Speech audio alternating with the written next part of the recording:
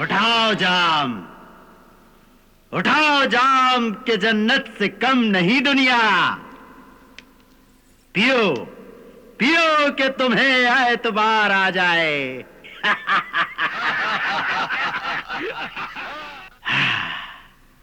नाचो।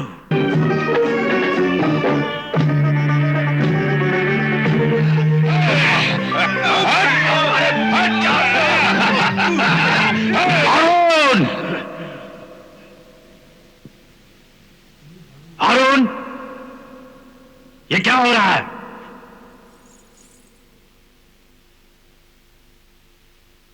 छोड़ दो उसे। ये सिर्फ नाच और गाने की महफिल है, यहां किसी और चीज की इजाजत नहीं। नहीं सरदार, इस वक्त मुझे सिर्फ लड़की दिखाई दे रही है, इसके सिवा कोई भी नजर नहीं आ रहा। हम भी नहीं। नहीं, इस वक्त जो मेरे सामने आएगा मैं उसको मार डालूंगा।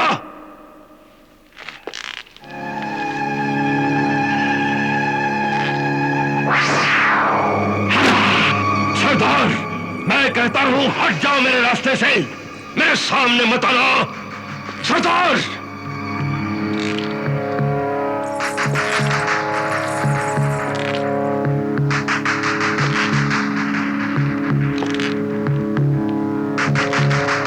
सरदार रुक जाओ, मैं कहता हूं वहीं पे रुक जाओ।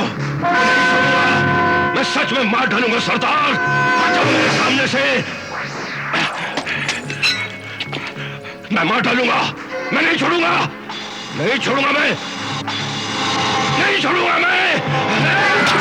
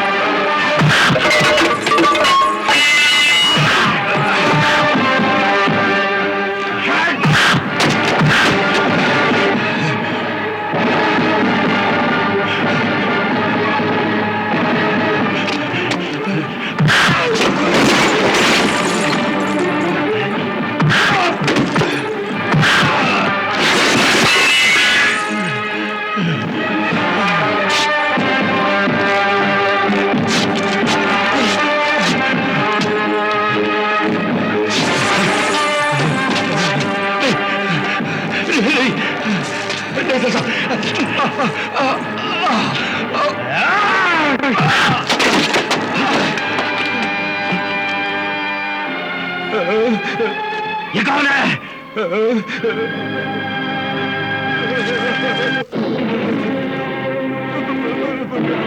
कौन है ये?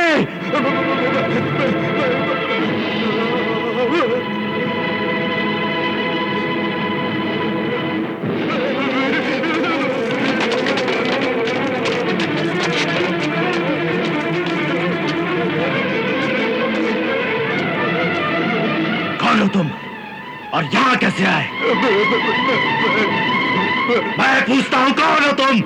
माफी सरदार, माफी सरदार, माफी?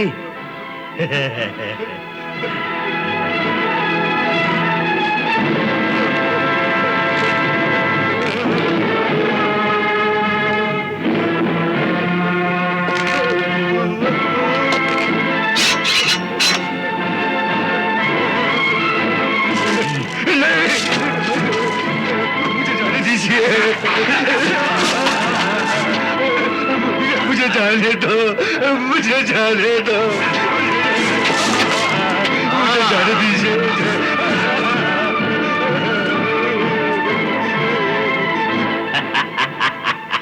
सरदार, सरदार, मुझे जाने दो सरदार, मुझे जाने दो सरदार।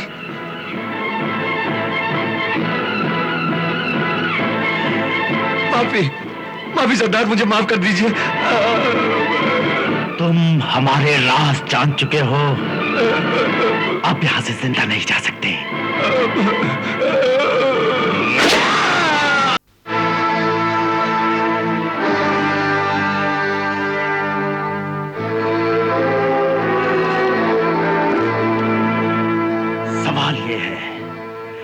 सवाल यह है कि इस आदमी को सिमसिम का राज कैसे मालूम हुआ? इसने खुद पता किया या किसी और ने इसे बताया? अगर कोई और है तो फिर वो कौन है? हाँ, और उस तक किस तरह पहुंचा जा सकता है? लेकिन यह भी तो हो सकता है कि सिमसिम का राज इसके साथ ही खत्म हो गया हो। मुमकिन है, मुमकिन है, लेकिन हमें यही मानकर चलना है कि इस राज को कोई और भी जानता है। और जब उसका ये साथी उसके पास नहीं पहुंचेगा तो वो खुद इसे तलाश करता हुआ यहां जरूर आएगा। और इस तरह ये बात हमें आसानी से मालूम हो जाएगी कि अकेला था या इसका कोई साथी और भी है। बहराम।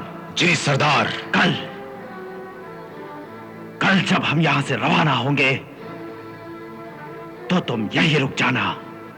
अगर इसका कोई साथी है तो वो इसे तलाश करता हुआ जरूर यहां आएगा और बहराम के हाथों मारा जाएगा।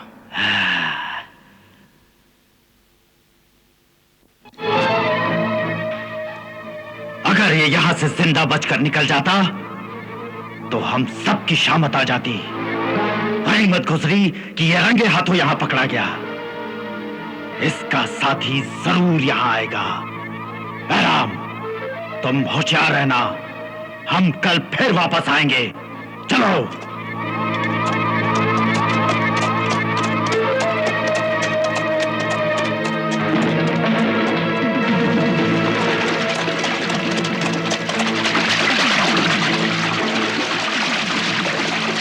क्या बात है भाभी जान, आपने मुझे याद किया? तुम्हारे भाईजान अभी तक घर नहीं आए। कहीं तुमने उन्हें किसी गलत जगह का पता तो नहीं दे दिया? नहीं भाभी जान, पता तो मैंने बिल्कुल सही बताया था। अरे मैं तुम्हें अच्छी तरह से जानती हूँ। तुम अपने सगे भाई को धोखा दे रहे हो। नहीं भाभी जान, मैं खुदा को हाजिर नाजिर जानकर वादा करके कह सकता हूँ कि बहाने मत बनाओ और कान खोल करके सुन लो। अगर तुम्हारे भाई शाम तक नहीं आए तो मैं कोतवाल से फरियाद करके तुम्हारे घर को तबाह और बर्बाद कर दूंगी। अम्मी जान, कैसी बातें करती हैं? चाचा जान अब्बू के दुश्मन थोड़ी हैं। तुम चुप रहो। चाचा जान, मैं शर्मिंदा हूं। कोई बात नहीं बेटा, मैं भाभी जान की हालत को अच्छी तरह से समझ सकता हूं। तुम इनका ख्याल रखो और इन्हें दिलासा दो। मैं भाईजान की तलाश में जाता हूं। हाँ, खुदा हाफिज। खुदा हाफिज। अगर तुम्हारे अब्बू को कुछ हो गया तो मैं इस मुए का वो हश्र करूंगी कि जिंदगी भर याद करेगा। गुस्ताखी माफ अम्मी जान। चाचा जान तो आप पर और अब्बा हुजूर पर जान छिड़कते हैं, लेकिन आप बिला वजह उन पर शक करती रहती हैं। खामोश बदतमीज। लेकिन मैं आपको इस तरह से नहीं जाने दूंगी। बेगम, ये आप कैसी बातें कर रही हैं? वो हमारे बड़े भाई हैं और फिर वो कल से लापता हैं। इधर भाभी जान अलग से परेशान है। ऐसे में अगर मैं भी मुंह मोड़ लूंगा तो कयामत के दिन खुदा को क्या जवाब दूंगा मैं? आप तो उनके लिए मरे जा रहे हैं, मगर उन्होंने आपकी बात तक नहीं पूछी। अगर वो बुरे हैं तो क्या हम भी बुरे हो जाएं? क्या हम भी अपने खुदा और रसूल को भूल जाएं? आप दुरुस्त फरमाते हैं, बुराई के बदले भलाई, यही तो हमारे मजहब की तालीम है। देखा, हमारी मर्जीना भी हमारे हक में कहती है। मैं भाईजान के खिलाफ नहीं हूँ, मगर मैं सिर्फ आपको याद दिलाना चाहती हूँ कि उन्होंने आपके साथ कभी अच्छा सलूक नहीं किया। इसका फैसला मैंने खुदा पर छोड़ दिया है। अच्छा, अब तो मुझे रुखसत करो। ठहरिए, अपना बाजू इधर कीजिए, मैं इमाम जामीन बांध दूं।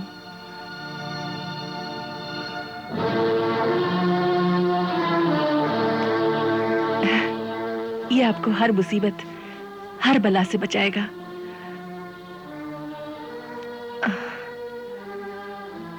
अच्छा, खुदा हाफिज। खुदा हाफिज। खुदा हाफिज।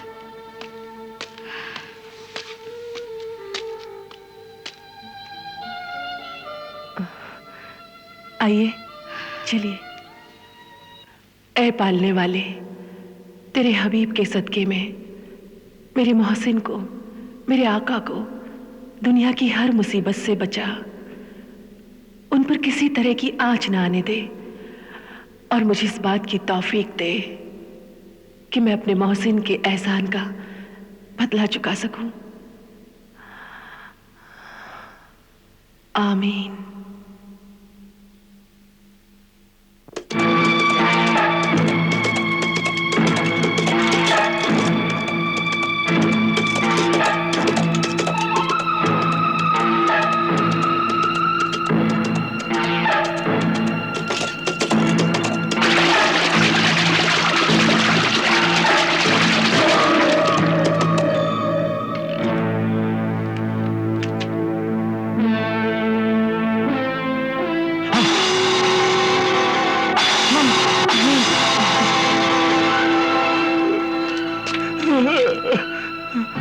भाईजान, भाईजान, भाईजान, ये क्या हो गया भाईजान, ये क्या हो गया? अब मैं भाभी जान को क्या मुंह दिखाऊंगा भाईजान? कयामत के दिन खुदा को क्या मुंह दिखाऊंगा भाईजान?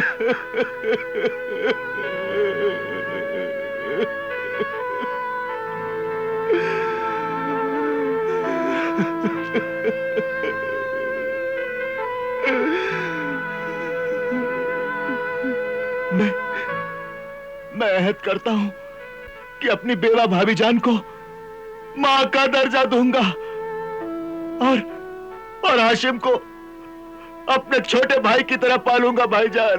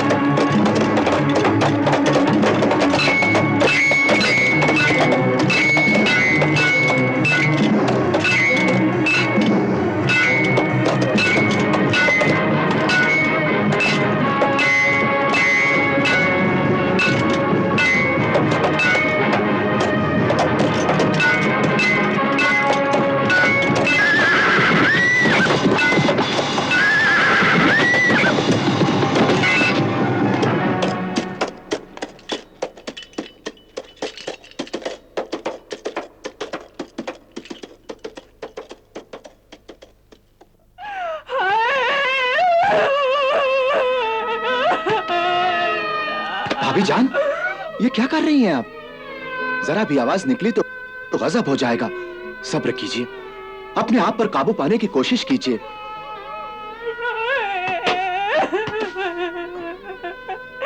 कैसे सब्र करूं?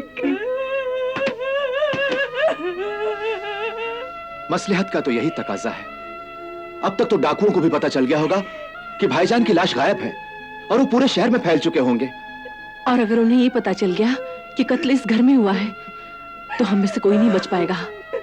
लेकिन चाचा जान, आप अब्बू की लाश अपने घर क्यों ले आए? बेटा, ताकि तुम पर और भाभी जान पर कोई आंच ना आए। अगर डाकुओं को पता चल भी जाएगा तो वो मुझे अपना निशाना बनाएंगे, मगर तुम और भाभी जान दोनों बच जाओगे।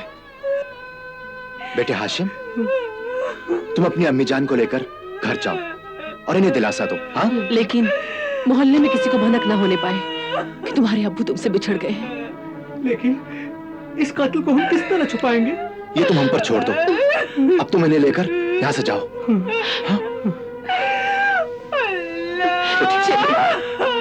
आइए भाभी जान।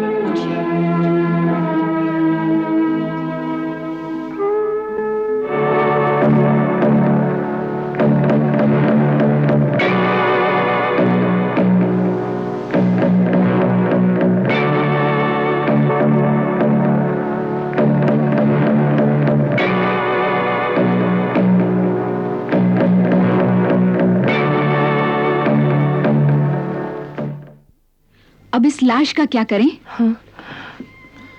हमें कोई ऐसी तदबीर करनी पड़ेगी जिससे भाईजान का जनाजा भी उठ जाए और किसी को इस बात की सुनगुन भी ना मिले कि भाईजान का कत्ल हुआ है। हाँ, आप दुरुस्त फरमाते हैं। कोई ऐसी तदबीर है तुम्हारे दिमाग में? हाँ, एक रास्ता है, मगर हम लोगों को फूंक फूंक कर कदम रखना होगा। क्या सोचा है तुमने? यहाँ पे आसपास कोई हकीम है? हकीम? हाँ, यहाँ से अगले चौराहे पर शहराय अब्बास है, वहां पे हकीम नजीफी की दुकान है। और कोई माहिर दर्जी? दर्जी? हाँ, उसके अगले चौराहे पर मुस्तफा दर्जी की दुकान है। बस आप लोग फिक्र न करें, मैं सब कुछ ठीक कर दूंगी। अरे जादू का असर रखती है ये दवा। मुर्दा खा ले तो वो भी जिंदा हो जाए। जी शुक्रिया। हाँ, और सुनो, एहतियात करना। हाँ, खुदा हाफिज। खुदा हाफिज। आदाब। मैं अली बाबा की कनीज हूँ। अच्छा, अली बाबा कैसा है?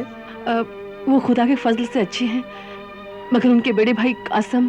कासम? क्या हुआ कासम को? वो बीमार हैं, उनको चक्कर आ रहे हैं। आप कोई ऐसी दवा दीजिए कि उन्हें फौरन आराम आ जाए। ठीक है, मैं खुद चलकर देखता हूँ। नहीं नहीं, आप तकलीफ मत कीजिए, मामूली सा चक्कर है, ठीक हो जाएगा। ठीक है। ये दवा पानी में घोलकर पिला देना। हाँ, अल्लाह ने चाहा तो आराम हो जाएगा। लो। क्या पेश करूं? अरे कुछ नहीं, मामूली सी दवा है, तुम जाओ। जी। सुनो, कासिम को मेरा सलाम कह देना, और सुनो, तबीयत ज्यादा बिगड़ जाए तो मुझे बुला लेना। हाँ जी। अच्छा।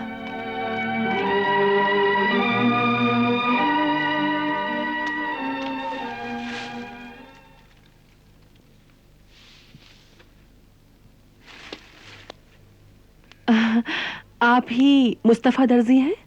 जी हाँ।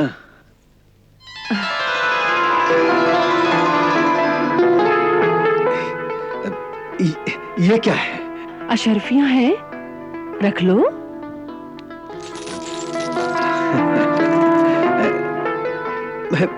मगर किस लिए है? तुम्हें मेरे साथ मेरे घर चलना है। क्या काम है? ये मैं तुम्हें वहां चलकर बताऊंगी। इतनी रात को मैं कहीं नहीं जाऊंगा। ठीक है, आप चलोगे कि नहीं? ठीक है, चलता हूँ। चल। मगर एक शर्त है। क्या? मैं तुम्हारी आंखों पर पट्टी बांधकर तुम्हें ले जाऊंगी, मंजूर? बहुत कड़ी शर्त है ये। ये शर्त आसान भी तो हो सकती है। ठीक है मोहतरमा, ठीक है, चलिए।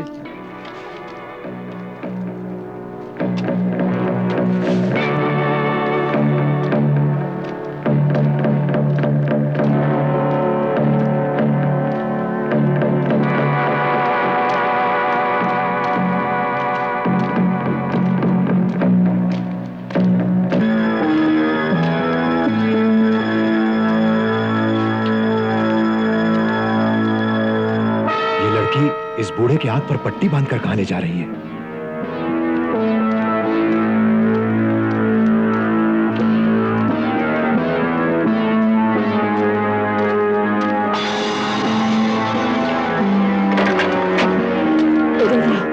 संभल के।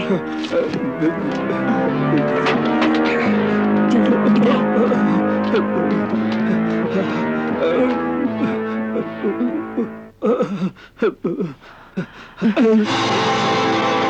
ये क्या है? ये एक लाश है जो 2 टुकड़ों में है। लाश 2 टुकड़ों में? या खुदा! अरे बड़े मियां, भागते कहाँ हो? चलो चलो, वरना तुम्हें भी 2 टुकड़ों में बांट दूंगी। चलो बोलो, क्या पसंद है? अपने 2 टुकड़े या फिर ये? हाँ?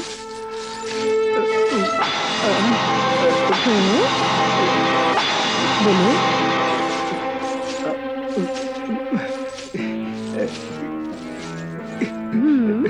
इस खतरनाक हाथ को तो दूर ही रखो। हाँ, ये वजनदार हाथ बहुत कीमती है। इसके लिए मैं हर किस्म के काम करने के लिए तैयार हूँ। अब आए ना रास्ते पे। चलो चलो, बैठो इधर, बैठो। बताइए, मुझे क्या काम करना है?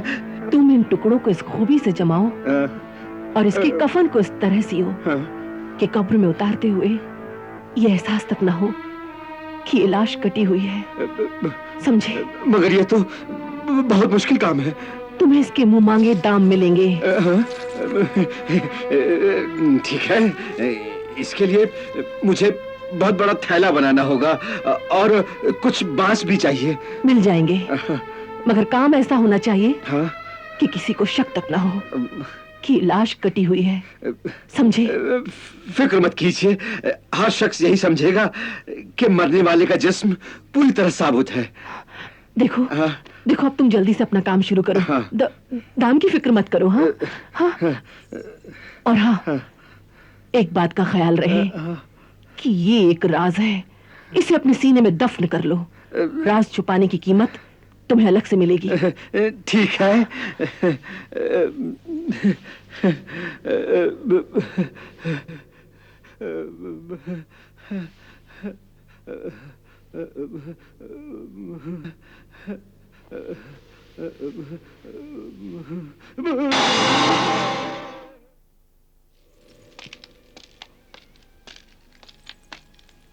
सारा काम हमारी मर्जी के मुताबिक हो गया।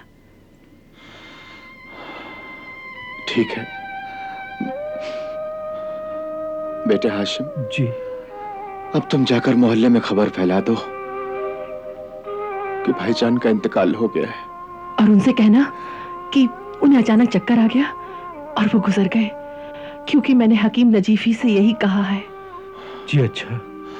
तब तक मैं भाईजान का गुस्ल कफन खुद अपने हाथों से करूंगा, क्योंकि गस्साल को बुलाना खतरे से खाली नहीं।